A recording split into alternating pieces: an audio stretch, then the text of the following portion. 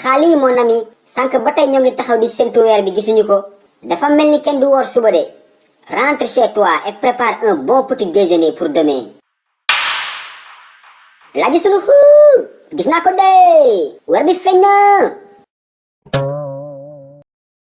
ana mu Xaali ana weer bi fële xool ko.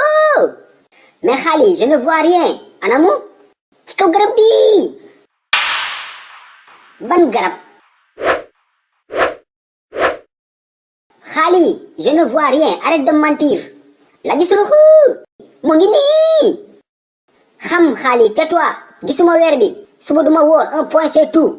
Laaji sunu yow da nga réew mag bu réew nga. e noppil tais-toi yow neexoo ma Xaali tàmm nga saa yu weeru koor jotee yaa njëkk a gis weer bi si koñ bi affaire seytaane yi pour lan la. Laaji sunu ferme ta bouche Xaali noppil na nga fexe ba bul dem ci imam nag nan ko ay gis nga weer bi foofu la jëm.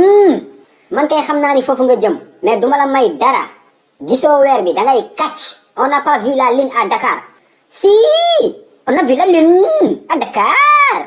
waxoo dëgg on n'a pas vu la lune à Dakar. Si, on a vu la lune à Dakar.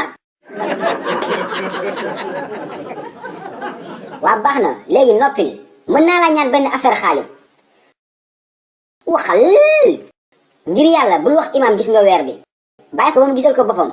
Xaali s'il te plaît maa la ko ñaan. dernier jour avant koor gi dafa war a jaar yoon foog nga defar ndekki bu inoubliable def añ bu tooj. looy ree dafa yaa nga yow xolal baal mu sedd xam naa li ma la wax. Xaali foo jëm Xaali ngir yàlla bul wax waa koñ bi gis nga weer bi. waa léegi xolal invité naa la Mayga kaa ñu dem Mayga reeri. xool ko mi ngi ñëwaat ak a bëgg Mayga.